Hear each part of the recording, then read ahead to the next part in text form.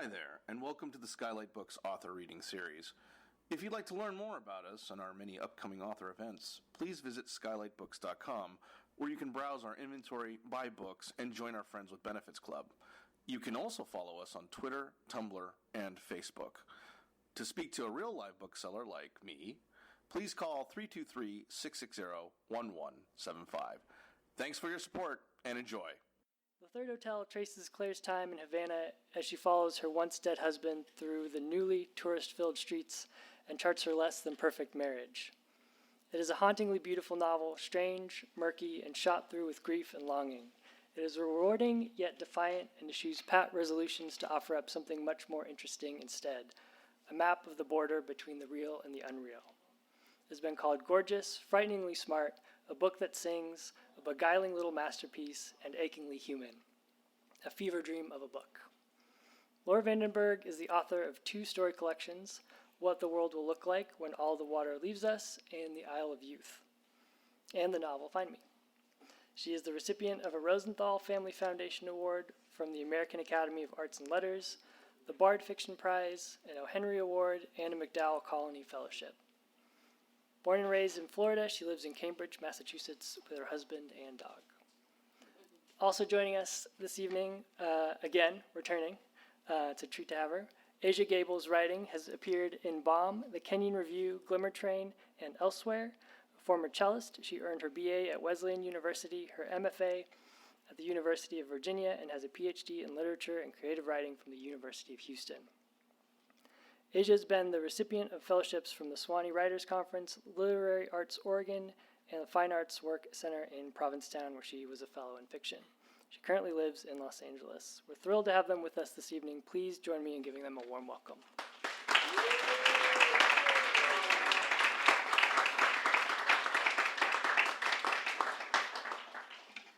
Hi, everyone. It's so amazing to be at Skylight and to see this beautiful room. Thank you so much for coming. My reading copy of The Third Hotel has been lost to the road by now, but thank goodness I'm in a bookstore, so I'm just going to take this one. And I'm going to read just a very short section to elaborate a little bit on what Dylan said in his beautiful introduction.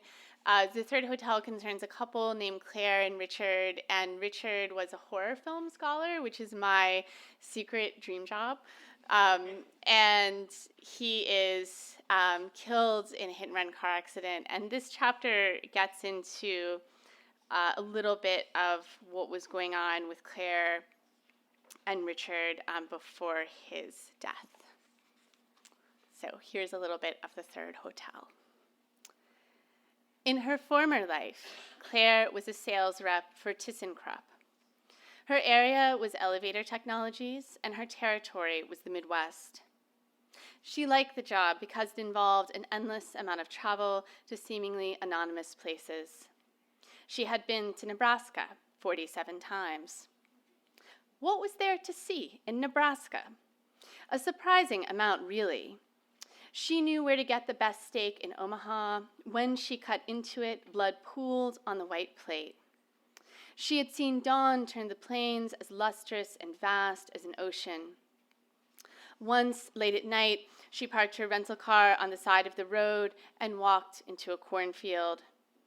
She stood on a dirt path surrounded by dark stalks and imagined a harrowing chase through the corn that culminated in her murder at the hands of a mass killer with a knife. In the night sky, she spotted the red flash of planes through gossamer clouds, and if she listened very carefully, more carefully than she had listened to anything in months or maybe even in years, she was able to make out the dull roar of their passing. She got back into her rental car and drove away and wondered if this was what people meant when they talked about mindfulness. Early in her career, she learned that one of the most important rules of travel was this: the answer to nearly everything could be found in the signs. This way to baggage claim, this way to the ticket counter, this way to Cleveland, this way to Omaha, this way to the hotel bar. Travel was one of the few arenas in life where clear and correct direction was so readily at hand. Lately, she had been tasked with selling a new kind of cable to fine hotels and high-rise office buildings and factories. This cable was made of carbon fiber and allowed elevators to travel twice as fast as they could with steel. They lived in New Scotland, a town on the outskirts of Albany. In their condominium, she kept a small rolling suitcase in the bedroom closet, stocked with miniature toiletries, exercise clothes, an inflatable neck pillow, and the book she brought with her on every flight but could never seem to finish. The Two Faces of January by Patricia Highsmith. It wasn't an especially long novel, but on planes she could only read a few paragraphs before the words filled her with a crippling and inexplicable dread, driving the book back down into the depths of her shoulder bag. It was not so much the story that unsettled her, but the hidden things she sensed quivering under the surface. Subtext, she supposed this was called, and she did not care for it. Every time she saw her suitcase in the bedroom closet, tucked behind a mesh laundry bin, she imagined it was waiting for her second secret self. She traveled so frequently, it was not uncommon for her to wake in the middle of the night and think for a moment, where am I? She did not find this disconcerting, even when it happened in her own bed, but once she made the mistake of mentioning those midnight thoughts to her husband, and he looked at her like she was terminally ill. The travel had long been a point of contention between them. Why bother being married if you're always leaving? A reasonable question, and she couldn't say that she had an answer beyond the demands of her work. She wanted to be married, and she wanted to leave. The two did not seem mutually exclusive. She had this second secret self that she didn't know how to share with anyone, and when alone, that self came out into the open. In the months before his death, her husband's own secret self started coming out into the open too. She could only assume this other self had been waiting inside him all along. The year of the great change. He was the same, and he was different. The way he looked when his sleep changed. His face used to be smooth and expressionless, almost mask-like, but then one night she found him sleeping with lips parted into a wide, unsettling smile. He switched coffee mugs, trading out the Exorcist for the ghoulish face of Michael Myers. He was newly skittish around dogs. He stopped adding salt to his food. He stopped eating bananas. His pace on the sidewalk changed. He used to be a brisk, impatient walker, and then one day he began moving so slowly and contemplatively, it was as though every tree branch was a source of wonder. Claire struggled to imagine what, 40 years into a life, would cause a person to suddenly change the way they walked. There were alien, interminable silences when she called from the road, and when she was home, he took long, solitary strolls in the evening hours, a symptom that would eventually lead to his demise. Another symptom. He started demanding to know what she did on the road, how she accounted for all those hours alone, no matter how many times she told him the simple truth. In a hotel room, her favorite thing in all the world was to switch off every light and everything that made a sound, TV, phone, air conditioner, faucets, and sit naked on the polyester comforter and count the breaths as they left her body. Naked, her husband would shout, as though she had provided him with damning evidence.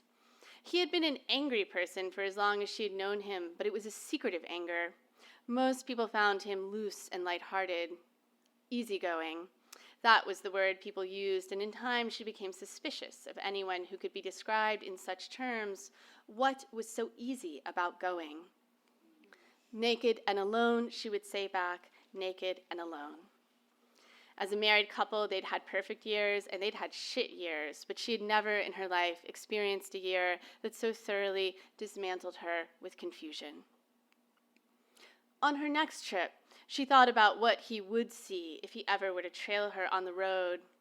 A woman marking up sales reports with a pink highlighter. A woman watching workout infomercials with the volume on mute. A woman eating room service quesadillas in the bathtub instead of reading that novel she claimed to be nearly finished with. A woman doing a little exercise routine, squats and sit-ups, bicep curls with bottled waters, completed with the hope that he would notice the smooth lines when he put his hands on her body. A woman breathing naked on the toilet seat. A woman breathing naked in an armchair. A woman breathing naked before the bathroom mirror in the kind of lighting that could make a person reconsider every choice they had ever made in life. A woman breathing naked in the dark. And I'll stop there. Thank you.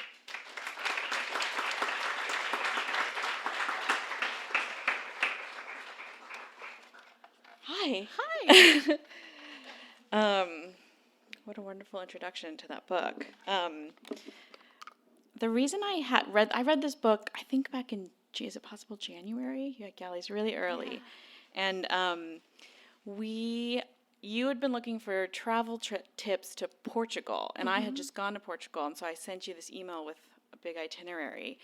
So I think it's appropriate that sort of the way I found this book was through travel. That trip had been really important. I had been there alone, and when I read this woman alone in a country she's never been to,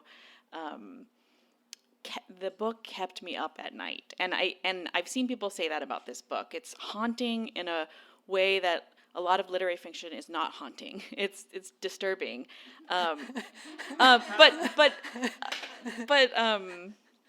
not in a bad way. In a way, like when you go to see horror movies, that's the sort of feeling that you want.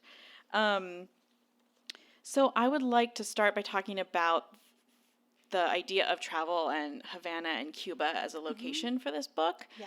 I'm curious why you chose that place and what your research process was like, how much time you spent there, if you spent there. Yeah, no, thank you. I think that's a great place to begin. And it's true, you gave me this amazing email, and I think I sent the book as like a small thanks for that. Yeah. So it seems like nice symmetry that we're here talking about it tonight. I think, I was coming at, I think, the subject of travel from a few different directions. The chapter that I read from goes on to sort of chronicle Claire's travels as a sales rep and the various kind of odd things that she discovers while in transit. There's a fingernail in a hotel room drawer. Some people have asked me, like, how did you come up with that? That's so weird. And I'm like, it happened to me. I'm so sorry to be able to tell you that. Like a fully intact fingernail. Yeah, it was an acrylic nail, but still, and it was like right on top of the Bible. And I just, in the book, it's a real fingernail, so I just made it like a little bit grosser than it was in life. I like to do that in fiction. So it's, I was traveling a lot. I had published 2 books in fairly sort of close succession, second story collection and first novel, and I felt like I was kind of constantly in motion and moving through transit spaces. And I find transit spaces fascinating. I mean, I think that there's so much kind of like granular human strangeness and interestingness that is on display in transit spaces. I mean, they are really intimate in a very visceral way.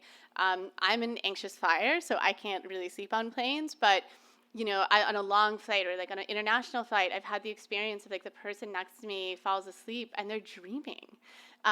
What a deeply intimate thing to witness a stranger's dream. And yet they're anonymous in the sense that there's this sort of like, pact of silence around it, right? Like it would be a breach of social protocol, presumably, to shake them on the shoulder and be like, "Is it a good dream? Is it weird? What's going on?" So I think that relationship between intimacy and anonymity, expression and silence in transit spaces has always been really interesting to me. And the more I was traveling myself and sort of moving out of these kind of liminal spaces of airports and hotels and train stations and so on, the more I became attuned to those types of details. I think the other piece, and this kind of links up to Cuba a little bit more. I mean, the other piece of travel that's always been of interest to me is just the culture of tourism. I mean, I was born and raised in Orlando, Florida, which is a part of the state where tourism has been a really powerful shaper of economy and culture. I've long been interested in the way that Florida is narrated by outsiders and the way that those narratives are incomplete often. And so that is just something that I've kind of long, a landscape that I've long been interested in. And one of the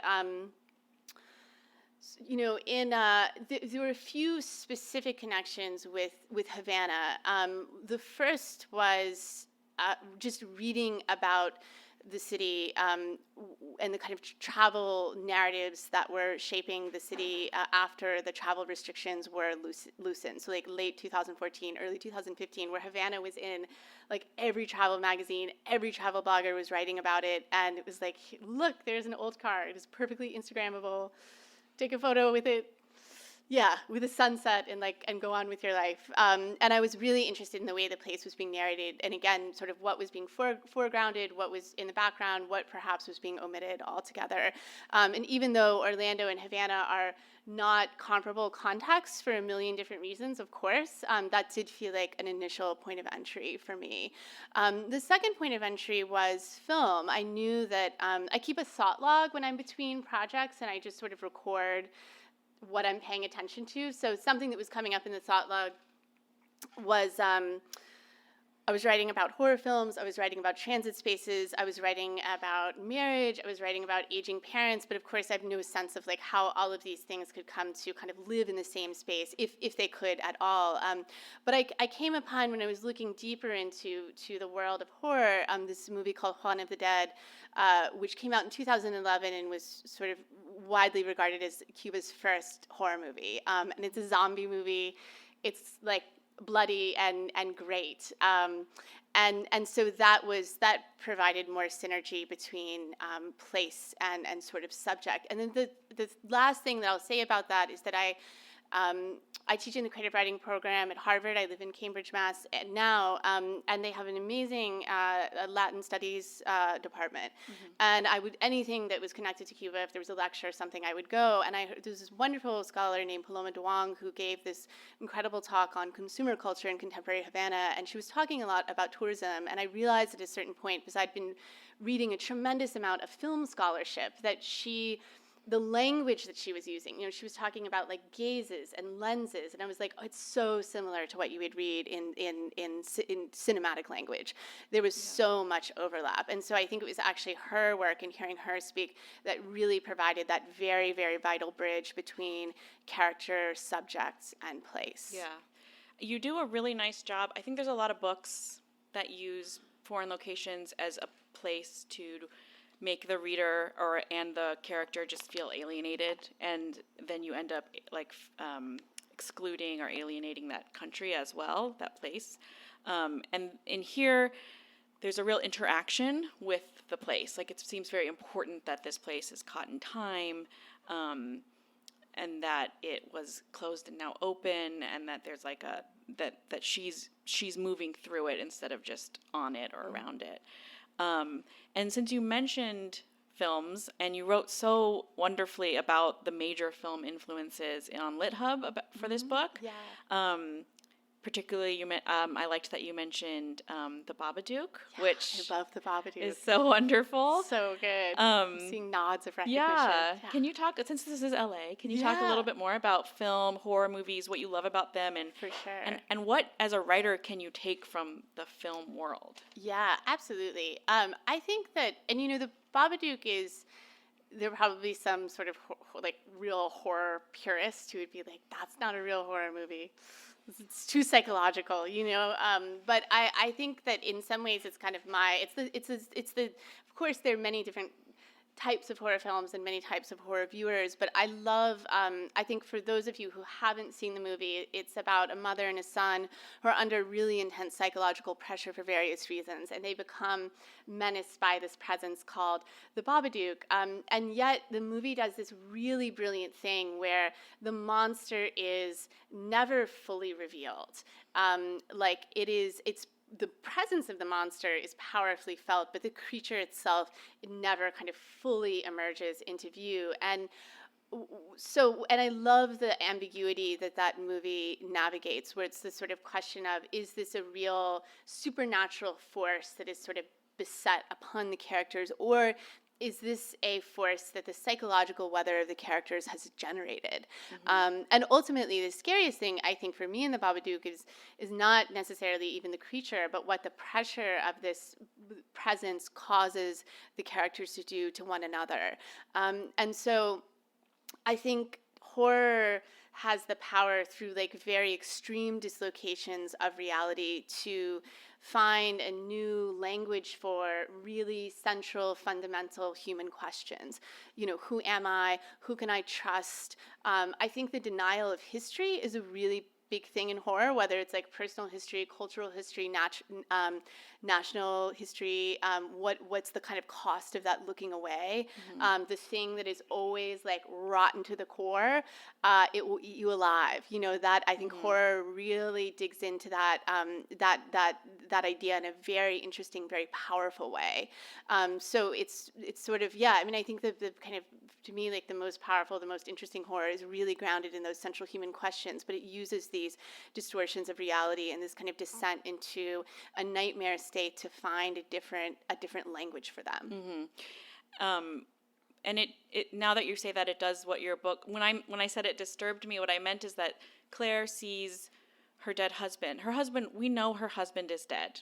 We know he's dead, and we also know that he is there, and she's seeing him and interacting with him, and that schism is so upsetting the further you get into the book, that both things could be true, and what it's saying about her grieving process and the world that she thought that she knew is so much more profound than a book about a sad widow, you know?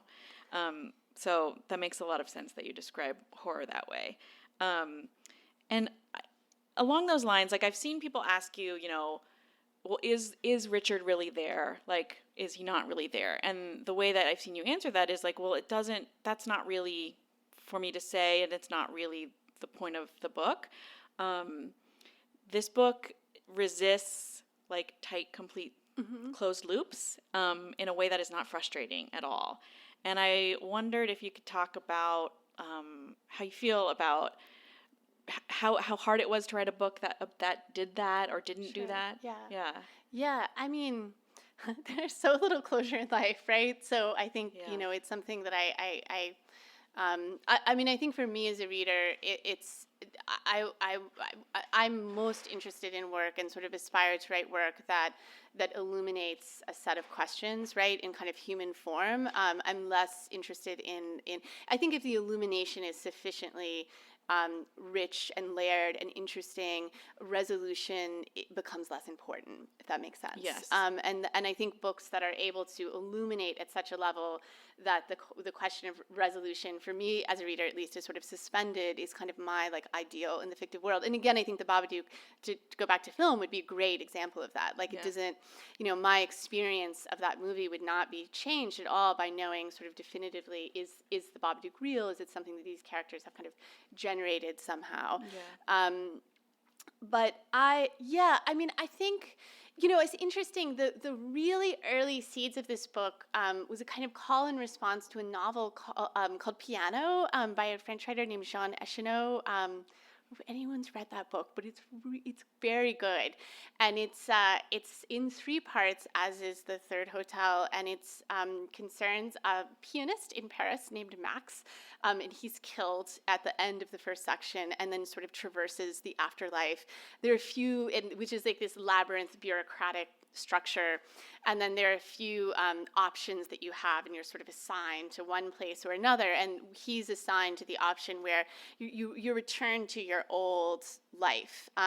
So he goes back to Paris, but his appearance has been changed, so no one can recognize him, and there's rules about what he can do and what he can't do, and he you know, but he has like a job and an apartment and can have sex, and, you know, but he's dead also. But it's like, but if you saw him on the street, you wouldn't be able to tell the difference.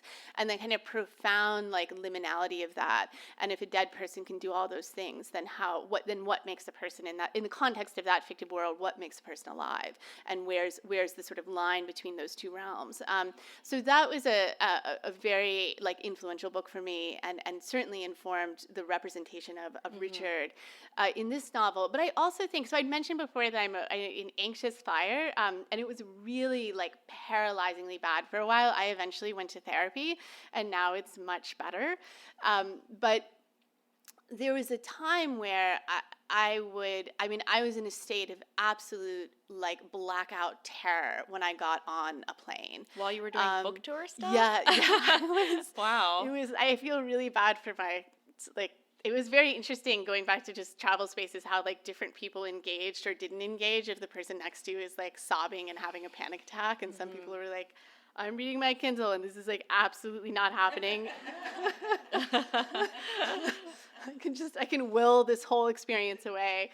And you become sort of, there's that awareness of being like possibly the odd story that they're going to tell. Like, you won't believe who I had to sit next to on the plane. This woman who was out of her mind. So, and it's like, I've read the statistics. I know how unlikely it is that a plane is just going to fall out of the sky, that was my sort of paralyzing fear. And yet at the same time, nothing was realer to me than that terror. And I know, like, the intellectual part of my brain knew it wasn't a fiction. I knew it wasn't real. And yet at the same time, in those moments, it's like the realest thing available. And so I don't think it's necessary. Clare and Richard in this context is a sort of extreme example of that idea, but it's not necessary for something to be real in order for it to feel powerfully real, I think. And so I was kind of more attuned to the feeling of it than placing it in a sort of binary context of like, is he or isn't he, and this is going to be resolved somehow at the end. Yeah. I feel that way in elevators. If I take an elevator, I know it's not probably gonna crash to the bottom of the floor, but it's as though it has already happened. Like it's already happened, and I can't get in it. Okay, so I have a question I want to ask you about marriage, because to me this book seems as much a novel about marriage as it is about grief or horror or limbo. I'm going to read a small section that I really love. Is that okay? Sure. She had never been drawn to ritual, yet she'd permitted herself to imagine that particular leap of marriage might bring about a sense of completeness, would perhaps even provide an answer to an invisible question, one that she could sense, could almost taste in the back of her mouth, but could not articulate. Of course, marriage had not led her to a sense of completeness. Rather, it had introduced different sets of questions, one after another, and ultimately led her to the drastic incompleteness of being married to a man whose death, the exact circumstances, was uncertain. And if death was uncertain, a life in turn was made uncertain, or the uncertainty that had always been there was exposed. In hindsight, it seemed like a near radical act on their part to not have children, to refuse that natural narrative impulse for closure. Closure in the sense that the purpose of your marriage was inarguable, to produce this child, and that a person's essence still claimed a place in the world. In this way, the dead could continue to move forward in time. And I was rereading this book this week, and I am getting married. And as a writer, I feel those paragraphs so clearly because I think as like a modern woke woman, you think like, I don't need a piece of paper to, and then as a writer trying to write vows, this idea of forever or I know you completely and you know me and you see me, like feel very insufficient. Mm-hmm. And what I love about what this book investigates is that it talks about marriage as a deepening mystery. Like the fact that we bind ourselves to someone else forever, that perhaps what's beautiful and complicated about marriage is that people have secret selves and that those secret selves continue to grow as the known selves do. I wondered, the second time I read this, I really did read it as a book also about marriage, and I wondered if that was something that you thought about when you wrote it, and sort of what your thoughts on that are. Yeah, for sure. I mean, I think, and you could expand marriage in some ways to sort of think about like any intimate relationship, siblings, parent to child, romantic relationships, or like even a really deep friendship. I mean, there are just limits to knowing, and it is a kind of radical uncertainty that we all sort of accept in any kind of relationship. Like as much as we, I see a few people who seem to be here in Paris who are now looking at each other nervously. But there as much as we feel like we know a person so well, and we know their tells, and we know their nuances, and we know their subtleties, there's no real way to inhabit thought, right? Yeah. In a completely definitive way. And I think, I don't think it necessarily has to be a bad or scary thing. I mean, just as someone who's been married to a really fantastic guy, just say that, for a long time now. I mean, it can be a wonderful sort of thing that keeps the relationship interesting, Mm-hmm. right? When you're sort of seeing new dimensions of a person, and you're like, wow, I didn't quite realize you were like so into that thing, or you found a new dimension to yourself, and then it in turn becomes accessible to the other person. I know we both box, and we were talking about how we want to talk about boxing, and we were like, just forget the book. We're just going to talk about like, boxing and dogs and astrology. That, I mean, I remember like when I got really into boxing, and all of a sudden I was sort of organizing my life around boxing. I mean, I could tell my husband Paul was sort of like, this is a different side of you that I've not seen before. Like, this is interesting. Yeah. What's going on? So, I mean, there are many different, I think, just kind of mundane ways that can manifest. But then there's, the sort of taken to kind of its most extreme, the question of the secret self, and how it can be sort of a frightening thing, that the things that are being withheld that we don't know, and the secret lives that people might be living that we don't have access to, and what's sort of happening in those spaces. But I think it's also like, to me, it seems kind of like a two-way mirror too, that I'm interested in. If you have a narrative in which someone has been living a kind of secret life, like what does that refract back onto the other person? And what does it say about sort of their capacities and the nature of their gaze that they miss this other dimension? What's the kind of relational interaction between those two things? Yeah. So that, I think that the relational piece is probably what interests me the most. Okay. Well, let's just talk about boxing then. Oh yeah, okay. I opened the I opened the door. Yeah, I think I started last year. I think you did too, right? Or Yes, was it I did. Longer than that ago. But you did this really interesting thing when you were on a writing residency in the spring. Yes. You filmed yourself boxing every day as part of like your writing practice, just to sort of log those. It looked like you were just logging the practice hours. Yeah. Why did you do that? Yeah. I mean, it was exactly like that. It did feel like I would do like a short video or something, and I would do Instagram story stuff. I think it was accountability. It was a way of like tracking my own progress. I should also say I am not sporty. I've never played sport before, really, and so I also just had worked. I got truly serious about it this spring, and had worked really, really hard. I was going to the gym like early in the morning, 5 days a week, was working really, really hard to be able to do stuff that was actually like fairly basic, but be able to do it well. So, I mean, I think I was also, I was eager to not lose all of my progress. But yeah, I had drills that I was doing with tennis balls and shadow boxing and footwork drills and all of that stuff. But I do think, and this would, for those of you who have played a sport, I mean, this is not necessarily it's actually not a novel thought at all. But I mean, I do think for me, there's synergy between the two disciplines, because it's all craft. It's all craft. And just sort of like writing, a really great scene in fiction is doing 20 different things simultaneously, and it's doing it so seamlessly that it looks like it's only doing one thing, but you feel the dynamicness that comes with the multiple kinds of work that a scene is doing. I feel like boxing is exactly the same. If you watch a professional fighter, it looks like they're moving in one way, but there's sort of like 15 micro movements that are making, the elegance and the sort of power possible. Yeah. And so I feel like there's a pretty deep relationship between the two in some ways. Yeah, and the study of it is like becoming good at that means training yourself to do those 15 micro movements without thought, like without real conscious thought. Absolutely. And I think it's the same with writing, in that like some things you train them to be instincts in you. I've never done anything. I've done a lot of exercise fads, but I've never done anything that takes my I lose time. I think I might have written this to you, but in the same way that I lose time when I write, where stop thinking about the clock and what I'm doing and how long it's going to take.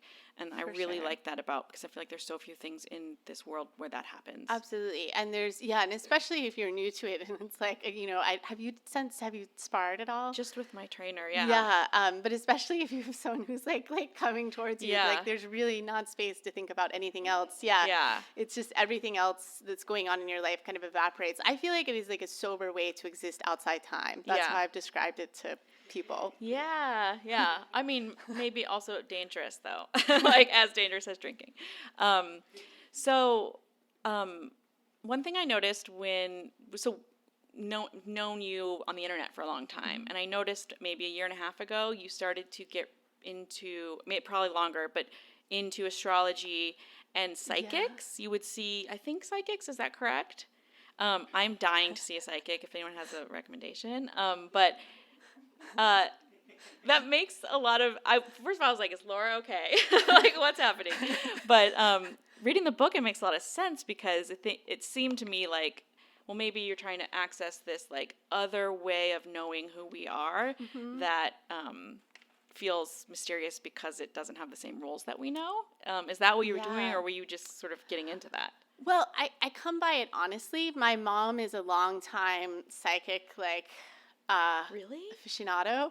Oh. And even now at this point, she's like, I've sworn off psychics. I'm never seeing another psychic again. And then she's like, except for this one person that my hairdresser recommended.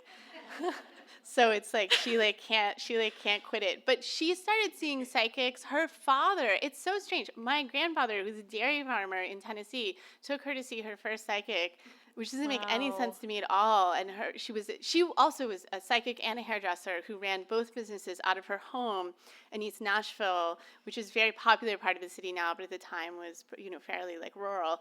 And so my mom has memories of her. I wrote an essay about this recently that's coming out in an anthology, and she has memories of kind of going to see this person. And so it's in my bloodstream. Yeah. But I think, what I had said before about how there's so little closure in life, I think that's true, right?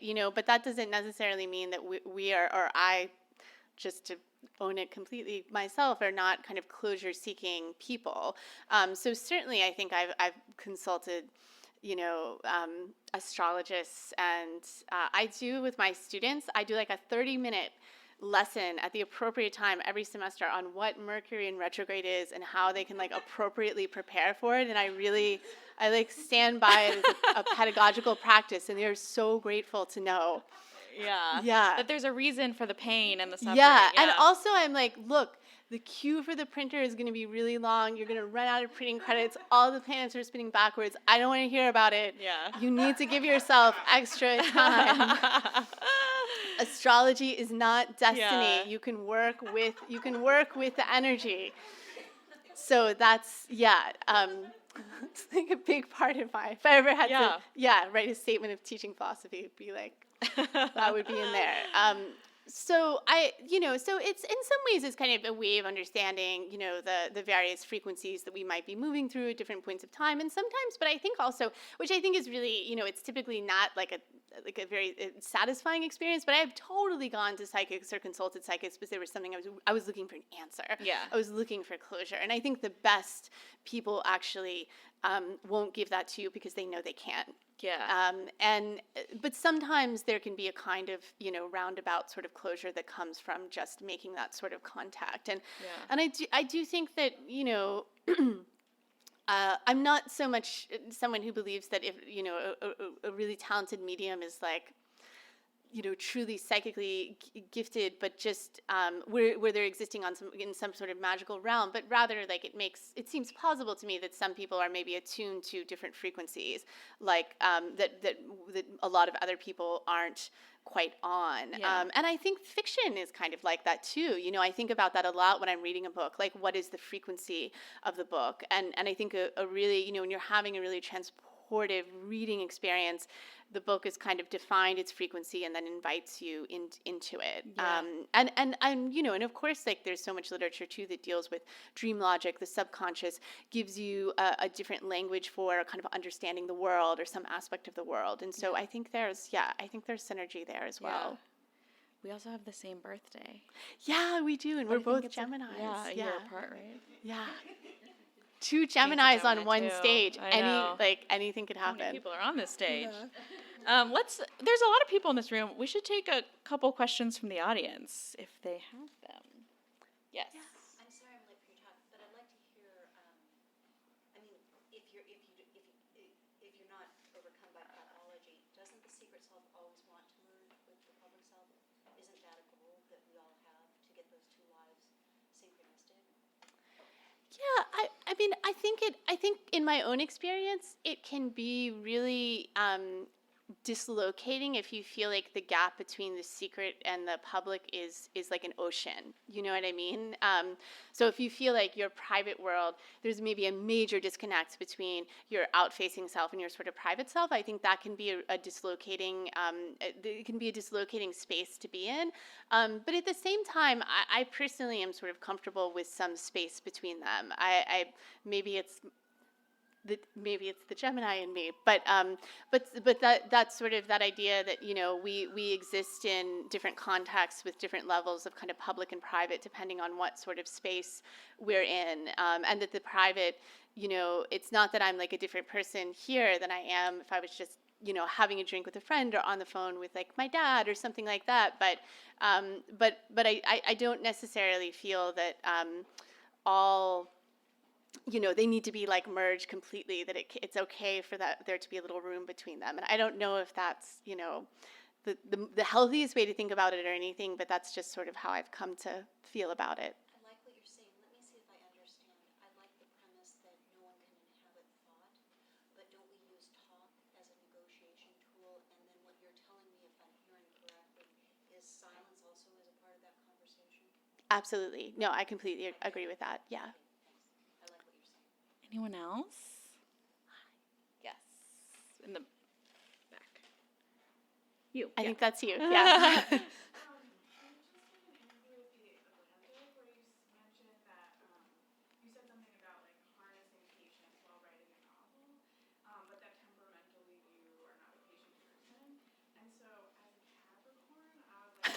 I love it.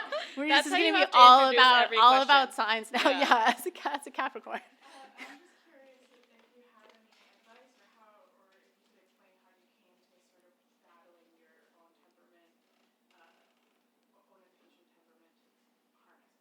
Yeah, absolutely.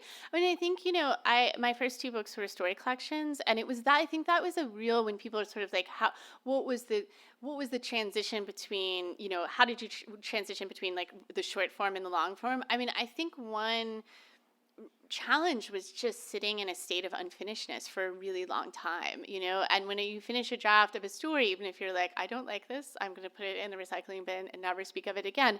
I mean, there is, to go back to that word closure, there is still the closure of having finished a draft, right?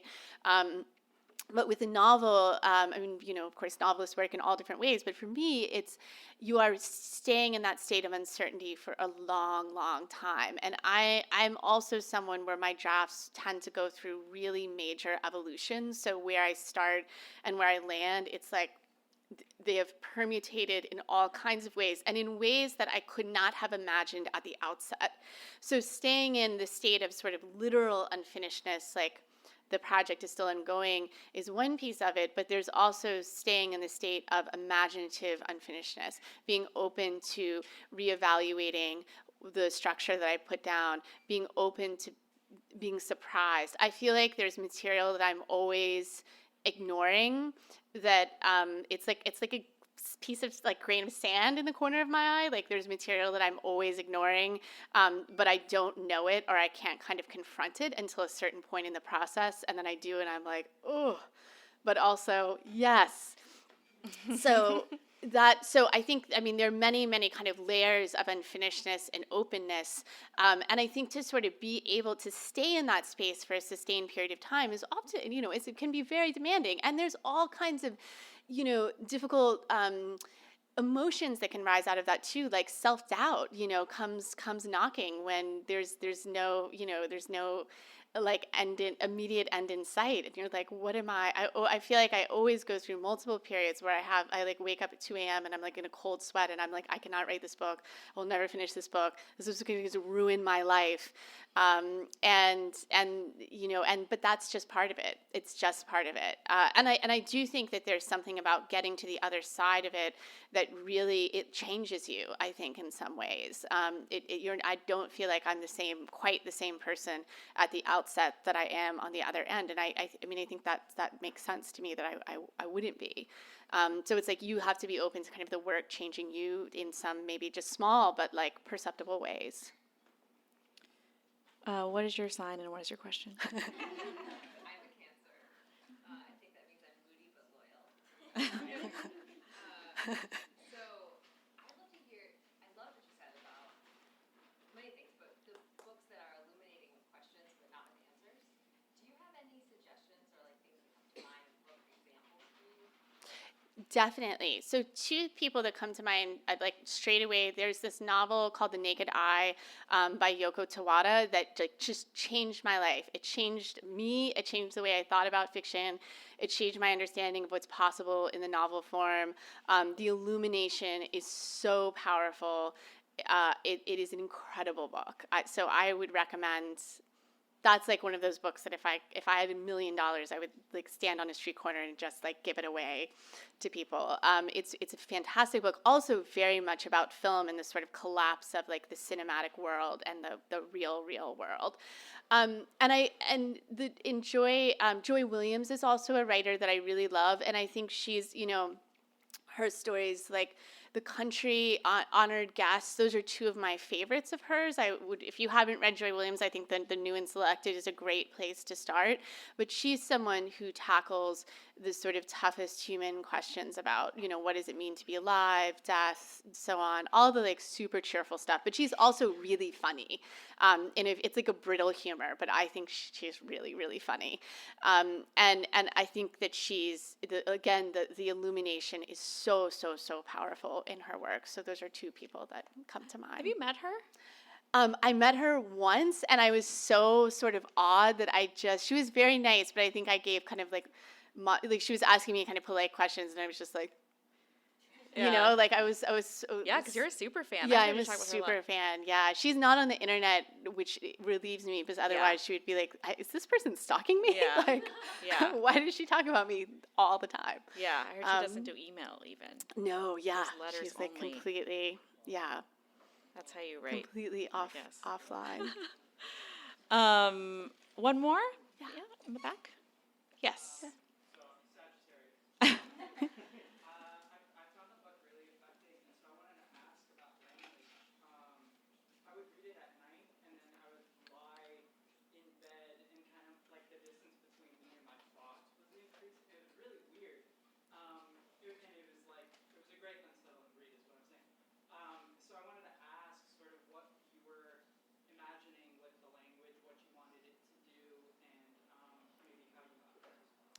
Yeah, I love sentences, and that, so the line has always been really, important to me, and I think,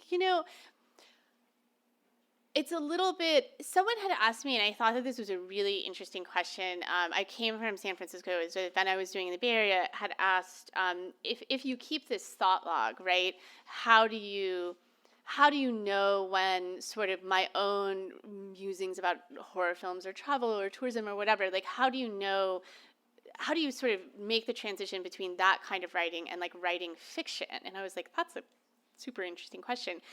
And it took me a minute to kind of like think that through. But what I came to is that there are moments where all of a sudden I recognize that it's not my I anymore, it's the character's I.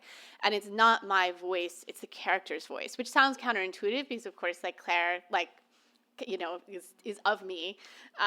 But it's like I have put on a different set of goggles, and I'm seeing the world through her vantage.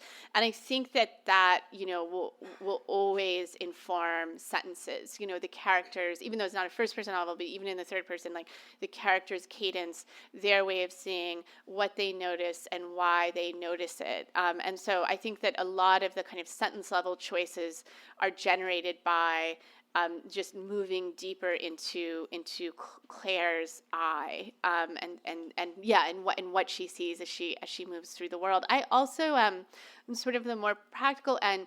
I'm a big believer in reading one's work aloud, and I read this novel aloud many, many, many times, which is tedious, and it takes a long time, and my dog starts to look at me strangely after a while. My husband's a writer, so he's like, you do you, and I do think that hearing prose and sort of line editing at the sonic level also, tends to make sentences sharper and more impactful. Maybe we'll get to the signing part of the evening. Okay. I think. But sure. can I do like a lightning round with you? Yeah. Okay. What is a book that you're embarrassed that you haven't read? Mine is Anna Karenina. Oh no. Mine is Middlemarch, I think. Yeah. Thank you. What book are you most excited to read next? Oh, I feel like like so many titles are flooding me. There is actually a Cuban writer named Wendy Guerra who Achille Bejas is translating a novel of hers that Melville House is publishing in November, I think, called Revolution Sunday. And there's a copy waiting for me at home, and I'm going to tear into it and start reading it like immediately. What's the best thing about book tours? I think seeing people that I love and I don't get to see as much as I wanted to, but also visiting bookstores.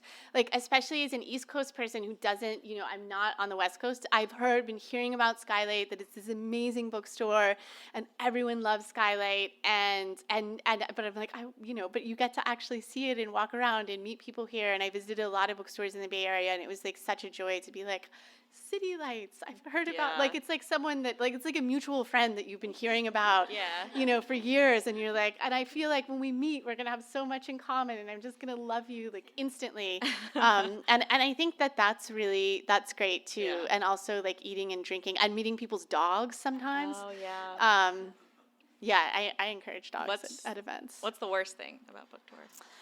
I think I think at a certain point you just get tired, and it's this sort of tired where like a good night's sleep won't necessarily fix it. But travel delays.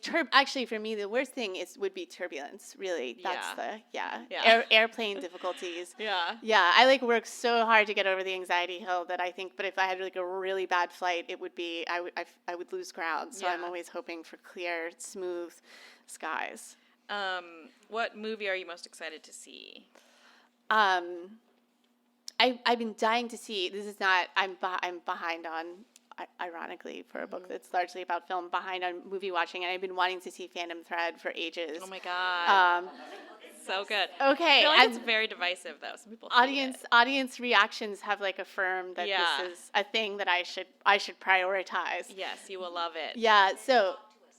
Oh, great! We'll come back just to have like a Phantom Thread debrief. But I love Daniel Day-Lewis, and I'm very excited to see. And I love clothes, so what could go wrong? And then you have a short story that's becoming a movie. Speaking of movies, I do. Yeah. Where is that? What is that? So it's a short story from my first collection. It was adapted by a screenwriter named Jenny Halper, and I actually will say, I don't know very much about the film world. That's all just kind of a haze to me. I've never done, like, writing fiction takes, like, all of my both, like, physical, intellectual, and emotional energy. Mm-hmm. So I'm not, I can't, like, do any other kinds of writing, but...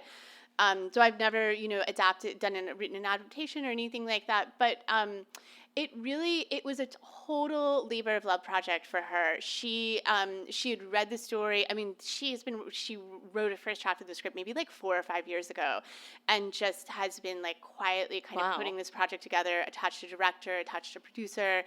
And then Naomi Watts came aboard to play one of the lead characters, and that's when sort of things really became like official and like this is a real thing that is likely to happen. So they're supposed to start shooting next summer.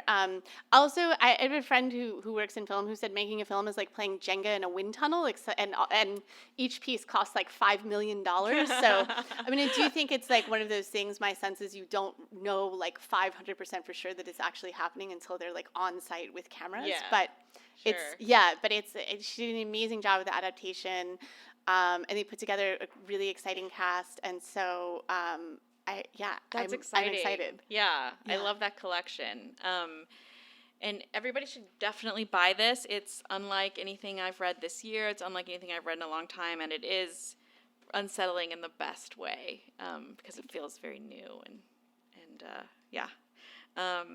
and I encourage you to get your book signed and ask her more questions. Yeah. But thank you for coming here tonight. Everyone.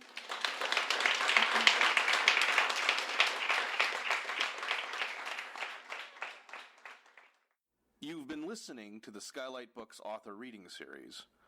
Don't forget, you can listen to this and all of our other great podcasts at skylightbooks.com. Thanks again for stopping by, and we hope to see you soon.